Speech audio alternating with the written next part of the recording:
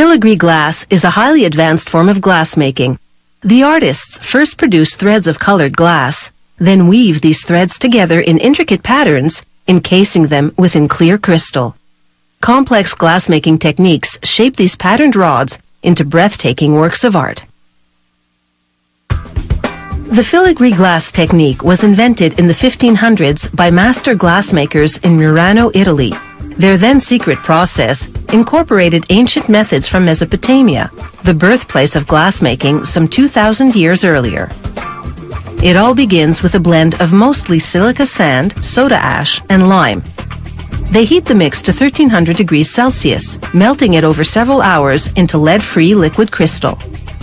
With a steel rod called a punty, the glassmakers roll some molten crystal on a metal table as it cools and solidifies, a shaping technique known as marvering. Then they use the post they've shaped to pick up a piece of densely colored glass called a color bar. They melt the color on the end of the crystal post. At the same time, they heat another color bar into a molten state. Then they perform a process called overlaying. They push the molten colored glass over the other color bar, then marver until the colored glass symmetrically encases it. They encase the color in clear crystal and reheat some more. Then prepare a new bit of clear crystal on another punty. They use it to grab the free end of the color overlay. The glassmakers pull, stretching the crystal like taffy into what's known as overlaid cane, a thin rod of crystal with a thread of colored glass inside. It takes tremendous expertise to stretch the rapidly cooling glass to a consistent diameter without twisting or breaking it in the process. They snip the long cane into manageable lengths. Next, they cut the colored rods into the size required. Lay out the rods in a precise configuration, heat, then roll them onto a precisely sized piece of molten clear crystal. Now they repeat the pulling process, but this time, to create the internal pattern they want, they twist both punties. They use an electric drill to ensure steady, uniform revolutions. The rod this creates is called a complex cane.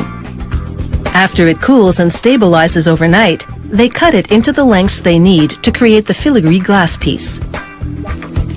The colors and pattern inside a complex cane are determined by the choice and layout of the overlaid cane rods rolled onto the molten crystal. The filigree pattern is now determined by the way in which they lay out the complex cane rods. After fusing the laid-out rods, they wrap them around a collar of hot crystal at the end of a blowpipe. While rolling the piece on a glass-blowing bench, they use a scissor-like tool called jacks to close off the end. They snip off the excess with shears. Then they roll the hot glass on a wet wood block to smooth and round the bubble.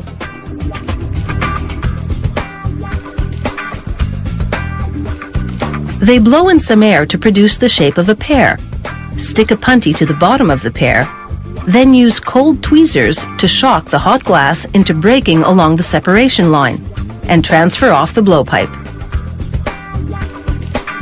Now they take some hot crystal from the furnace and roll it in fine granulated colored glass. They reheat to melt the color into the crystal.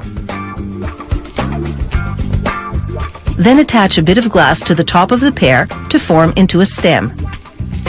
They smooth the cut-off edge with a small torch.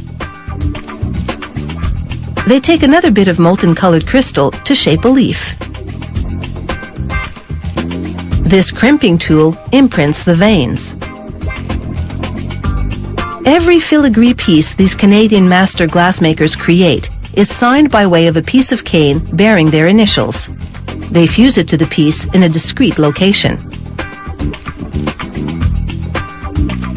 Now the finishing touches. Reheating, then some shape tweaking with tools and wet newspaper. With the artist's work done, it's time to enjoy the spectacular fruits of their labor.